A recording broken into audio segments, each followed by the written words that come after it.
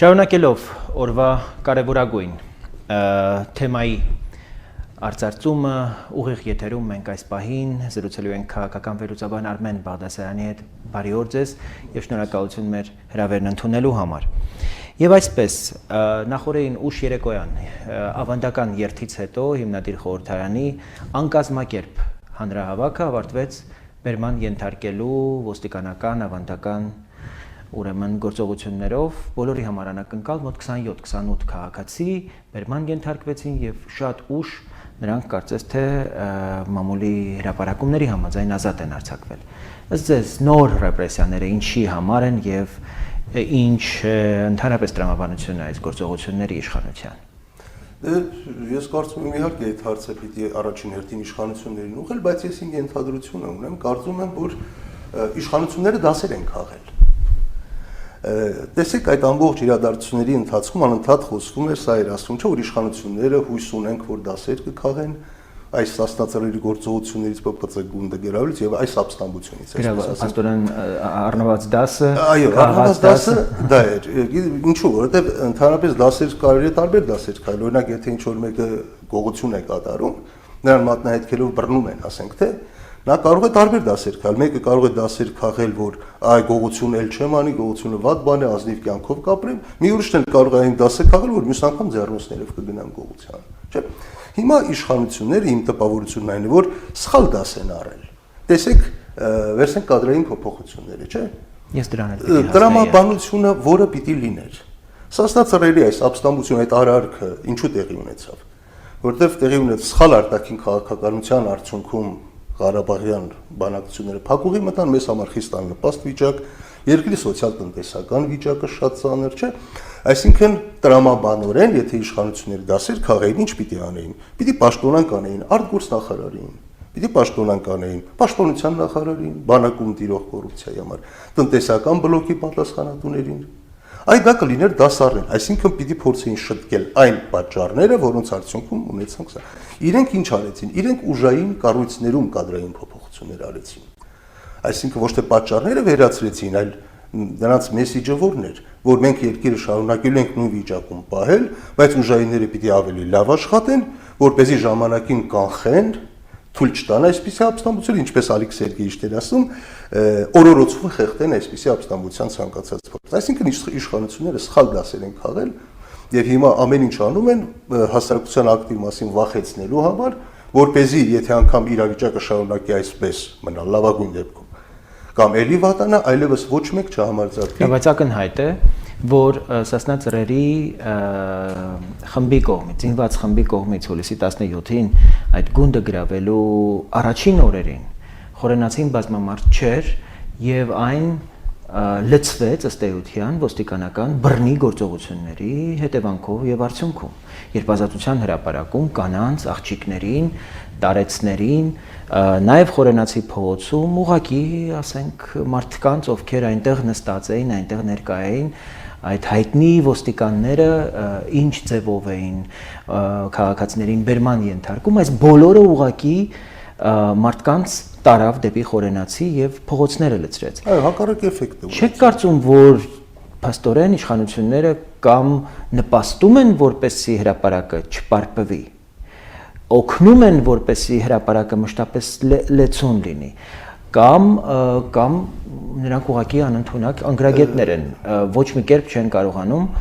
ուրեմն դասեր քաղել, որ այսպես շարունակել չի կարելի։ Ես կարծում եմ, որ նախ եւ առաջ իհարկե պրոֆեսիոնալիզմի պակասը ակնհայտ է ուժային կառույցներում, այսինքն նրանք կոպիտ ասած ինչ կարողանում են, այն էլ անում են, ինչ գիտեն, ինչ սովորել են տարիների ընթացքում, դա էլ անում են։ Ուր մնացին բայց ես չեմ կարծում, կներկես չեմ կարծում, որ դա նպաստում է, որ հրապարակ ավելի մարդաշատ լինի։ Նրանք նպատակ ունեին ահաբեկելու եւ ես կարծում եմ, որ դա իր էֆեկտը ունեցավ, որովհետեւ եթե առաջին օրվա ցույցը խաղաղ լիներ առանց միջադեպերի, երկրորդը խաղաղ լիներ, գնալով ավելի ու ավելի շատ մարդ կգար։ Բայց նրանք եկան կոպիտ ուժով, ցուցադրաբար, ջարդեցին բոլորին։ Ձեր բակալությունները բերման ենթարկեցին ում պատահի, վախեցրեցին Սարիթաղի բնակչությանը։ Տեսեք ինչ է, ես վստահ եմ Սարիթաղի բնակչությունը էլ մի քանի տարի ինչ լինի, նրանք այլևս ոչ մի ձայն չեն հանելու։ Արտագաղթելու են։ եթե որևէ փոփոխություն, այսինքն նրանք ահաբեկեցին հասարակությանը եւ ցավոք սրտի այդ ահաբեկությունը էֆեկտ ունեցավ։ Ամեն դեպքում տեսեք հասարակության 80-90%-ի համակրանքը, չասենք սասնածառերի կողմն է, համենայն դեպս այն պահանջների կողմն է, որ սասնածառերը առաջադրում են, բայց այնտեղ հավաքվում են առավելագույնը 2-3000 մարդ։ Պատճառներից մեկն էլ այո վախն է, որ ոստիկանները կամ քաղաքացիական հագուստով կամ ինչ որ մարդկանց թիկնապահներ կգան ուղակի կջարդեն։ Այդ վախը կա։ Պետք չի ասել, որ հակառակ էֆեկտն է ունենում, այո, ինչ որ մարդիկ։ Այդ շարքից է նաև Գյուրեղյանների մորը, փաստորեն, այսօր բերման ենթարկելու գործողությունը։ Բազմաթիվ այդպիսի քայլեր են։ Բազմաթիվ քայլեր են, ճանապարհները փակել, ազգականներին վախեցնելը, նրանք ովքեր բանակում ծառայող հարազատներ ունեն, նրանց ինչ որ զգուշացումներ անելը եւ այլն եւ այլն եւ այլն։ Տեսեք, լրագրողներից մեկը բացահայտել էր, թե ովքեր են այդ լրագրողների վրա հարձակվողները, ասել էր, չէ, Վլադիմիր Գասպարյանի թիկնազորից եւ ուղակի սպառնալիքներ, այո, ամենավերջին հայոյանքները եւ այլն։ Այո, իհարկե ֆեյքերով անունը, բայց ամեն դեպքում դա ազդում է, այսինքն իշխանությունները գիտակցաբար գնում են այդ ահաբեկմանը, հո ապուշ չեն, որ գնում են, տեսնում են, որ էֆեկտ կա, դրա համար էլ գնում են։ Լավ, նախորդին Գարեգին Չուքազյանը հիմնադիր խորհրդարանի այս պահին ընդհատակում գործող ամենաառանցքային դերակատարը երեք բացահայտել էր նոր ռազմավարություն գործողությունների, ասելով, որ փաստորեն իրենք անցնում են ցանցային պայքարի։ Ըստ ձեզ դա ինչ է ենթադրում։ Ես լավ չեմ պատկերացնում, թե դա ինչ է ենթադրում, անկեղծ պիտի ասեմ։ Ես կարծում եմ, որ մոտավորապես կարող եմ պատկերացնել նա ինչ է ցանկանում անել։ Կգործի դա Հայաստանում, թե չէ, չգիտեմ։ Ես կարծում եմ նա մտածել է հետեւյալը, քանի որ պայքարի բոլոր ձևերը Հայաստանում այս կամ այն ձևով եղել են եւ որևէ մեկ արդյունք չի տվել։ Know-how է փաստորեն։ Այո, նա փորձել է ինչ որ բան, որ հնարավոր չլինի, նախ առաջնորդներ չլինեն։ Սա ամենակարևոր հարցը։ Հարթակ չլինի, պատասխանատուներ չլինեն,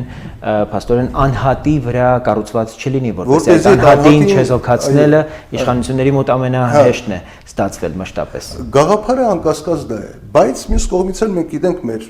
հասարակության մենթալիտետը, հասարակությունը գնում է անհատի ետևից։ Այսինքն հասարակությունը կարող է գնալ գաղափարի ետևից, բայց անպայման պիտի տեսնի այն անհատին, որը պիտի իրականացնի գաղափարը կարող է իրացնել, այո։ Այսինքն ցանցային պայքարով հնարավոր է թույլատրել իշխանություններին ինչ որ բաներ քանդել, գուցե քաղաքացիական անհնազանդության օջախներ ստեղծել, բայց քաղաքական արդյունք ունենալ, ես չեմ կարծում, թե հնարավոր է առանց հստակ լիդերի եւ առանց հստակ քաղաքական ուժի։ Սա փաստորեն այն պայքարն է, որով կարելի է ինչ որ բան քանդել, բայց նորը ստեղծել հնարավոր։ Բայց ակնհայտ է, որ այդ քաղաքական ուժը չուներ մեծ աջակցություն ժողովրդական, եւ նաեւ այդ ուժի առաջնորդը Ժիրայր Սեֆիլյանը։ Կարծում եք, որ այսօր հիմնադիր խորհրդարանը կարող է ավանգարդում լինել քաղաքական ընդհանրապես դաշտի եւ նրա առաջնորդը Ժիրայր Սեֆիլյանը թեկուզ ընդհատակից կարող է ունենալ այն դերակատարությունը, որը ի վիճակի է օրինակ ստատուս քվոն փոխել քաղաքական դաշտի։ Անկեղծ ասած չեմ կարծում եւ բացատրեմ թե ինչու։ Մի բան է, երբ հասարակության համակրանքը այդ մարդկանց կողմն է, օրինակ սասնածառերի։ Բնականաբար այդ մարդկանց արարքը հարգանքի է արժանի, ինչպես ցանկացած այլ արարք, եթե մարդը զոհաբերում է իր կյանքը կամ ազատությունը հանուն գաղափարի, անկախ նրանից համաձայն է այդ գաղափարի հետ, չէ, այդ քայլը հարգանքի է արժանի։ Բայց երբ որ մենք հարցին նայում ենք քաղաքական տեսանկյունից, ենթադրենք իշխանություն տապալվեց։ Հուզականությունը, էմոցիան դնում ենք մի կողմ, երբ որ ռեալ պոլիտիկն է գալիս առաջին պլան, եւ դες հասարակությունը այդքանը հասկանում է, անկասկած հասկանում է։ Հասարակությունը հերոսացնում է սասնածառերին, բայց ես վստահ եմ, որ հասարակությունը այդ մարդկանց իշխանություն չէր վստահի։ Այո, չի։ Այդ մարդկանց իշխանություն չէր վստահի։ Այս հետեւաբար հասարակությունը կվստահի երկրի ղեկավարումը քաղաքական լուրջ ուժի, որը ցավոք այս դեպքում չկա, նույնիսկ անհատները չկան։ Եվ գուցե այդ ուժի նաև բացակայությունն էր սասնածռերի ցասման պատճառը, կամ ինքնին, երբ որ լռում էր քաղաքական դաշտը այն ապօրինությունների, այն ապրիլյան պատերազմից հետո ստեղծված իսկապես անելանելի իրականության արչև փաստորեն սկսեցին խոսել զենքերը։ Ապրիլյան պատերազմը ինչ որ process-ի սկիզբ չէր, process-ի ավարտ էր։ ապրիլյան պատերազմը այն տարիներ տևած այն բարձիթողի վիճակի այդ թալանի կոռուպցիայի անլրջության հետևանքն էր։ Եվ տեսեք, բայց նա մի այլ process-ի նաև դա ոչ թե քաղաքական դաշտում, քաղաքական ուժերի բացակայության պատճառն էր դա։ Պատճառը ոչ թե դա էր, այլ պատճառն այն էր, որ եթե անգամ քաղաքական ուժեր կան, իշխանությունները Հայաստանի Հանրապետական կուսակցությունը որևէ այլընտրանք չէին թողնում, նրանք հայտարարում էին, չէ, քաղաքական դեպի իշխանություն տանող ճանապարհը տեսանելի ապագայում անցնելի է Մելիք Ադամյանով։ Սերժ Սարգսյանը հայտարարեց քմծիծաղով, հիշում եք, հարցազրույց ասեց, իսկ եթե հարցրեցին, իսկ եթե ՀՀԿ-ն պարտվի, քմծիծաղից ասեց չեմ կարծում, որ կպարտվի։ Այսինքն, երբ որ տեսնում են, որ անկախ նրանից 10 ուժ կա, 20 ուժ կա, եթե տեսնում են, որ միևնույն է ընտրությունների միջոցով հնարավոր չէ, բնականաբար նման ճարքայլի էին դիմելու, ինչ որ մարդիկ միշտ կգտնվեն այդպիսի մարդիկ։ Ինքը խնդիրը ոչ թե ուժերի բացակայությունն է, այլ խնդիրն այն է, որ ուժերից մեկը վերցրել է մենաշնորհը քաղաքական։ Սա մենաշնորհի դեմ պայքար էր, քաղաքական։ Եվ այո, զինված զենք կիրառելու մենաշնորհի դեմ, ուժ կիրառելու մենաշնորհի դեմ էր ընդվզումը, ինչու պիտի միայն ուժային կառույցները կրակեն մարդկանց վրա, ինչու պիտի միայն նրանք կոպիտ ուժով պահեն իշխանությունը։ Եվ շատ ցավալի էր, ես չգիտեմ դուք արձանագրել եք թե չէ, տեսեք ուր է հասցնում։ Զինյալներից մեկը Սասնացարայի, տեսեք շատ վտանգավոր միտք ասեց, մենք զենք ենք վերցրել, բայց մենք զենքը վայր չենք դնելու, եթե անգամ իշխանությունները հրաժարական տան։ Մենք զենքը վայր կդնենք միայն այն դեպքում, եթե Հայաստանում ստեղծվի մեր ուզած իշխանությունը։ Այսինքն կոպիտ ուժը ծնում է այդպիսի կոպիտ ուժ։ Մեր դեմ խաղ չկա, այո, մեր դեմ խաղ չկայի գաղափարը խոսին, ռուսներն ասում են պրոտիվլոմանիա, այո, սկսեց աշխատել կոնկրետ դեպքում։ Լավ իրավիճակից ելքերը որտեղ եք տեսնում։ Ես անկեղծ ասած իրավիճակից ելք չեմ տեսնում, որովհետև այո, պիտի անկեղծ հիմա ես կարող եմ մի գեղեցիկ մի 7-8 վարիանտ ասել։ Այդպես չի, իրականում փակուղային է իրավիճակը, որ ասում են եղավ հանգուցալուծում, չի եղել հանգուցալուծում։ Փակուղին ճեղքելու ընդունակ հատվածը քաղաքական դաշտում իշխանությանն է, թե իշխանության հատվածում է, թե ընդդիմադիր։ Իրավիճակից կարելի է ելք գտնել միայն քաղաքական ճանապարհով, սա արձանագրենք։ Եթե խոսում ենք քաղաքական ճանապարհի մասին, դա կարող է անել միայն քաղաքական ուժը։ Ժողովուրդը այսօր ընդհանրապես քաղաքական ուժերին, քաղաքական գործիչներին, քաղաքական տեքստերին ընդհանրապես հավատում է։ Ոչ, ցավոք սրտի, դրա համար էլ ասում եմ ելք չկա, մինչդեռ պետք էր հավատալ։ Բայց ասում եք, որ քաղաքական է լուծումը։ Այո, լուծումը քաղաքական է, եւ քանի որ չկա այն ուժը, որ քաղաքական լուծում պիտի տա։ Բայց դա մեկ օրում չի լինելու, պարոն Բաղդասարյան։ Այո, իհարկե մեկ օրում չի, նույնիսկ մեկ տարում չի լինելու։ Բայց մենք ժամանակ չունենք։ Բայց չէ որ մենք 20 տարի 20 տարվա արդյունքում ենք եկել հասել այսօրվան։ Պարոն Բաղդասարյան։ Եվ եթե չունենք դա ինչ որ բան է տալիս մեզ, ոչ իհարկե։ Դրա համար սկսում են զենքերը կրակել։ Այո, դրա համար ես ասում եմ, ես ելք չեմ տեսնում։ Ես իսկապես ելք չեմ տեսնում այս իրավիճակից։ Պիտի հանդարտվի իշխանությունները, եթե մի նոր Սասնա-Ծռեր պիտի լինեն այդ դեպքում։ Ավելի վատ, որովհետև վերջին պաշտոնակությունները նախորդին գլխավոր դատախազը հրաժարական տվեց, անմիջապես ընդունվեց նրա հրաժարականի դիմումը, արդեն պաշտոնակատարը նշանակվեց, պաշտոնակությունները ազգային անվտանգության ծառայությունում թերևս Հայաստանի նորանկախ պատմության ամենահին կադրային պաշտոնյաները, եպիսկոպոսյան, նաև քննչական ծառայության պետը անցան թոշակի։ Բայց հենց դա եմ ասում, պիտի այլ պաշտոնակություններ լինեն։ Օրինակ տնտեսական բլոկի նախարարները, պաշտպանության նախարարը, գուցե վարչապետը, արտաքին գործերի նախարարը։ Մենք ինչի արդյունքում ենք հասել այսօրվան, երբ որ բացահայտ խոսում են տարածքներ զիջելու մասին, եւ հանրապետականները սկսել են լոբինգ անել, իհարկե պիտի զիջել, իհարկե որ այ հասկանում ենք դա, բայց ինչի արդյունքում ենք հասել այսօրվան։ Ինչի արդյունքում ենք մենք կռվում 80-ականների զենքով։ Չէ, ինչի համար քաղբանտարկյալներ։ Ինչի հետևանքով ենք մենք արտագաղթում եւ չենք կարողանում բնակեցնել տարիներ ի վեր դերևս Լևոն Տեր-Պետրոսյանի պաշտոնավարման շրջանից բնակեցնել այն հատվածները, որոնք այսօր գոնե լրիվ ուրիշ։ Տեսեք, սոցիալական պայթյուն է տեղի ունեցել։ Բա բնակչության 32-33% պաշտոնապես, ոչ պաշտոնապես մինչև 60% աղքատ են։ Եվ ինչ ազգային անվտանգության փոխնախարարն էր դրա համար մեղավոր։ Մեկ կոնկրետ մեղավորներ կան, չէ՞։ Հակառակը 80-ական թվականների զենքով են կռվում, ով էր մեղավոր։ Պետեկամուտների տնտեսական բլոկ, արտաքին քաղաքական բլոկ, կոռուպցիայի դեմ նրանք ովքեր պիտի պայքարեն, չեն պայքարում։ Այսինքն հիմքերը դրանք են, մինչդեռ հենց դրանց ոչ մեկ ձեռք չտվեց, Պաշտոնական կարվեցին նրանք, ովքեր լավ չեն կանխել ապստամբությունը։ Եվ պետեկամուտների կոմիտեի նախագահ 5 շաբթի օրը կառավարության նիստում առաջարկեց իր եւ իր տեղակալների աշխատավարձերի բարձրացում մոտավորապես տարեկան 5.7 միլիոն դրամի հավելյալ բեռ թողնելով բյուջեի վրա հարկատուների վրա։ Դե դա քարոզչական դերուկ էր ինքներս էլ հասկանում, ուզում են ցույց տալ, որ մենք աշխատավարձով ենք ապրում։ Բայց իրենք հայտարարագրերով միլիոնատերեր են, պարոն Բաղդասարյան։ Ես կարծում եմ նրանց շատերը մոռանվել են գնան աշխատավարձան, դրա կարիք չէ։ Օրինակ Հովիկո Հովսեփյան ասում էր փառք Աստծո մեր ընտանիքը հարուստ ընտանիք է եւ այլն եւ այլն։ Դե այդ դրա հասարակական արձագանքները տեսնում ենք, չէ՞, հենց այդպիսի քայլերն են, որ ինչպես նախագահն է ասել, ստեղծում է գաղջ մթնոլորտ։ Այս ամեն ինչը այդ գաղջ մթնոլորտի հետևանքներ, չէ՞։ Եվ այդ մթնոլորտը խորանում է, փոխանակ ինչ որ կերպ թուլացվի լարվածությունը, սոցիալական լարվածություն, ինչն էր խանգարում իշխանություններին, ասենք ազատ արձակել քաղբանտարկյալներին։ Հասկանում եք խնդրեմը որն է։ Մենք նստել ենք, քննարկում ենք օրինակ Սասնածառերի արարքը, որ իրավական գնահատական ենք փորձում տալ մի երկրում, որը իրավական երկիր չէ։ Դա աբսուրդ է, իրավական գնահատական տալ այն գործողությունը, բայց ինքնին դիսկուրսը շատ կարևոր է։ Այն քննարկումները, որ մենք ունենում ենք, դա երկրին օգտակար է, այսինքն դրանք խոսում են մեր ձգտումների եւ մեր պատկերացումների մասին։ Երբ որ այս դիսկուրսն էլ չլինի, կնշանակի, որ մենք շատ ավելի ուրեմն սխալ ուղղությամբ ենք եւ սխալ պատկերացումներ ունենք այն երկրի մասին, որին մենք երազում եւ ձգտում ենք։ Եվ մենք տեսնում ենք, որ հասարակության եւ իշխանությունների պատկերացումները տրամաբանորեն հակառակ են, այո։ Եվ գալով մի այլ խնդրի, Սփյուռքը բավական ուշագրավ արձագանքեց այս իրադարձություններին, մենք մշտապես ականատես ենք եղել Սփյուռքի չափազանց գրավորական մասնակցություն Հայաստանի ներքաղաքական իրադարձություններին, բացառությամբ թերևս 2003-2008 թվականներին, 2003-ին նա Լոս Անջելեսում, երբ որ դրսում գտնվող Հայաստանի քաղաքացիներին թույլատրվում էր ընտրություններին մասնակցել, ես բնակվում էի Լոս Անջելեսում, այնտեղ ընտրությունները օրինակ 92%-ով ընդդիմադիր տեխնացուն հաղթեց Ռոբերտ Քոչարյանին, եւ Ռոբերտ Քոչարյանը այնքան էր զայրացել, որ ուղղակի օրենքով արգելեց դրսում բնակվող Հայաստանի քաղաքացիներին դրանպես ընտրելու իրավունքից զրկեց նրանց։ Եվ